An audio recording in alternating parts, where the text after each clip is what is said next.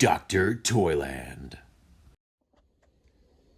All right, so this is the Star Wars Black Series six-inch scale Mara Jade figure, and I was very excited for this when it pre-ordered. I was very excited when it arrived, and I'm still pretty excited about it. This figure is awesome, and I think one of the most important things to recognize and to notice about a figure like this is that for something that's not really in any kind of like media other than, I guess, the comic book series, and for it to be instantly recognizable as the character is very important. So Hasbro, I think, did a really great job at really focusing in on what makes Mara Jade this character and sticking to it rather than sometimes doing what they do and going off on a little bit of a, a creative, joyride. But this is pretty good.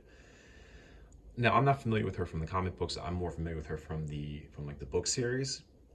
And if you're into the book series and you've read, a lot of those books, you're probably into this character too, because she's just written real well and she's cool and all that good stuff, right? So let's take a look. Right now I have her on a stand because her feet are kind of small and she falls over. So for the sake of this, we'll put her on a stand. So here is the face. It's a nice, simple paint apps, nothing over the top. She doesn't have any kind of crazy makeup or anything like that. She looks, just ready to kick some butt, right? Around her neck, you have her little goggles, which are kind of just, they're all together on here. I don't think they come up. No, they kind of just stay there. So the goggles with the little bandana thing, hair kind of flowing down like that. Okay, let's take the lightsaber off here. Boom, boom, boom. Ah, and I'm dropping her pistol. That's okay, because we'll find it in a moment. Where are we? There we go. Didn't go too far. So we have our shoulders here. Like, they go pretty far up, I guess. Not too far. I guess they go around that high. So if you can make the letter T.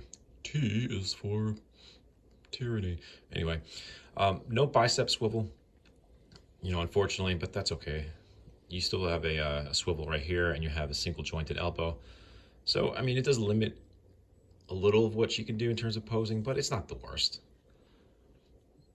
Wrist, up, down. Same thing on the other arm. This arm has the trigger finger. This arm does not. So in terms of extra hands, she does not come with extra hands. She has this this piece that's separate that kind of like covers up a lot of the, I guess, the tooling on the side, right? Looks like you could probably take that off if you get a little creative. She does have a, upper torso joint right there. She has one of these Jim Jams right here. All right, no like turn at the waist, but I don't think you really need it with the way they have it. The belt is a piece right here. It does look like it's connected to like the holster on the leg. Little clip on the side. Lightsaber. You could dock that right there.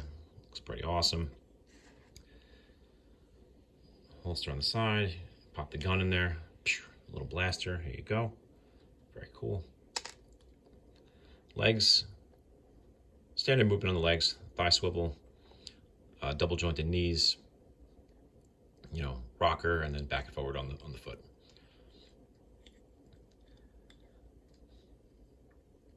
And I should also say the lightsaber obviously comes with the blade piece that pops right on. So she has her fancy purple lightsaber, but you don't want to dangle like that, she'll lose a toe, right? So pop that off. Clip that on, boom. Mara Jade, Star Wars Black Series. And at this point, if you're not sure how they scale to other things, we'll grab someone like G.I. Joe Classified. I know, he's funny looking, but here we go. So they're a lot larger than the Black Series figures, so they don't really scale totally properly. But I did find out recently that the Indiana Jones line does scale well with Star Wars, so in whatever world you want to decide to make Han Solo dressed as a, dressed in Halloween as Indiana Jones, you can totally do that, and it should look okay, right? Mara Jade, Star Wars, Black Series, 6-inch scale. All right. am not the creator of Mara Jade, and I want you to get out of this office right now. It belongs in a museum.